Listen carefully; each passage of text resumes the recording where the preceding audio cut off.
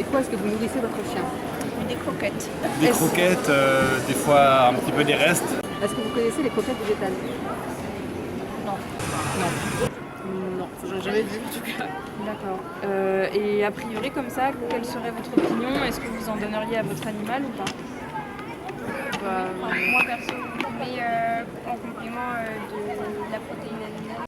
Je sais pas si pour un chien c'est adapté vu que c'est un carnivore de base. Donc, je me dis que je suis pas végétarienne, alors pourquoi mon chat devrait l'être alors qu'à la base on a tous besoin de poisson et de viande. À la base, je dis bien.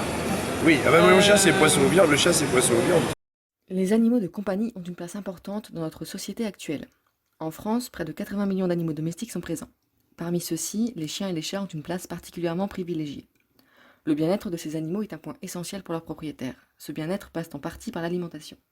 Cette dernière est classiquement faite via l'utilisation de croquettes carnées à base de viande. Mais comment ces croquettes sont-elles fabriquées? Il faut savoir que l'origine des matières premières, c'est forcément des matières premières propres à la consommation humaine, c'est réglementaire. Ça s'appelle forcément sous-produit, ça je sais que ça fait partie des choses qu'on entend beaucoup, mais il faut savoir aussi qu'un ingrédient qui part dans la filière de consommation animale s'appellera forcément sous-produit par définition, parce que l'idée c'est qu'il ne reparte pas dans l'autre sens. Quand si on réfléchit un peu d'un point de vue écologique, on ne crée pas d'animaux pour rentrer dans la consommation pet food, c'est inclus dans la consommation humaine. Cependant, malgré la standardisation de la production des croquettes carnées, certains problèmes ont pu être soulevés. De plus, l'avènement du mouvement vegan a poussé certains consommateurs à s'interroger quant à des méthodes alternatives de nourrissage de leurs animaux.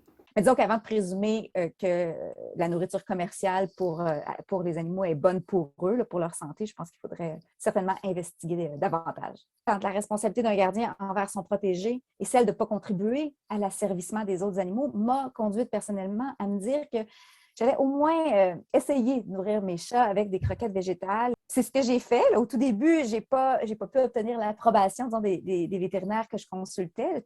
Tous me disaient qu'il n'était pas recommandé d'offrir une diète végétale aux chats.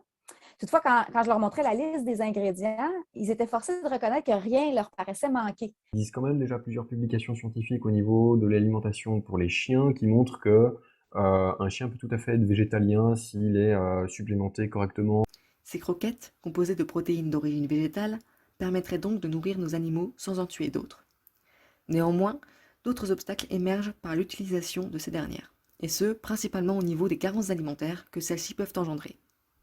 L'alimentation végétarienne pour les chiens et les chats n'est pas recommandée, tout simplement parce que c'est des animaux qui ont un régime carnivore et qui donc ont des besoins particuliers nutritionnels qui font que si on donne une alimentation exclusivement à base de produits végétaux, on risque de ne pas remplir certains besoins. Dans les protéines, on a des acides aminés qui sont les composants des protéines.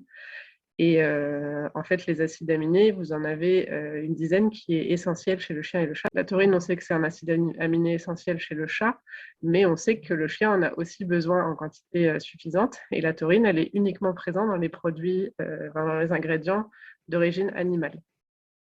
Si votre animal n'a pas suffisamment de taurine, les pathologies qui en découlent, c'est des pathologies cardiaques, par exemple. Les croquettes carnées et végétales présentent donc des avantages et des inconvénients. Mais alors comment faire un choix? Et surtout, en quoi pouvons-nous justifier d'un point de vue éthique d'imposer ce choix alimentaire à nos animaux de compagnie? Dont il faut se rappeler, c'est qu'on impose forcément des choix alimentaires aux animaux dont on a la garde. On décide évidemment en se fiant à l'expertise des vétérinaires pour déterminer ce qui est bon pour leur santé. On suppose qu'aucun animal n'est tué exprès pour servir de nourriture aux chats et aux chiens. Sauf que ça n'empêche pas à cette industrie-là de contribuer à rentabiliser l'exploitation animale. Je pense pour ma part que la meilleure chose à faire d'un point de vue moral, en tout cas, c'est au moins d'essayer, c'est la conclusion à laquelle j'étais parvenue personnellement, là, d'offrir à ces animaux de compagnie une diète à base de plantes. Le choix à effectuer est donc dépendant du compromis entre le fait de privilégier le bien-être de ses propres animaux ou des animaux de rente. La majorité de la population règle souvent ce paradoxe en favorisant les êtres et les espèces qui leur sont proches. Cette pensée spéciste soulève plusieurs questions.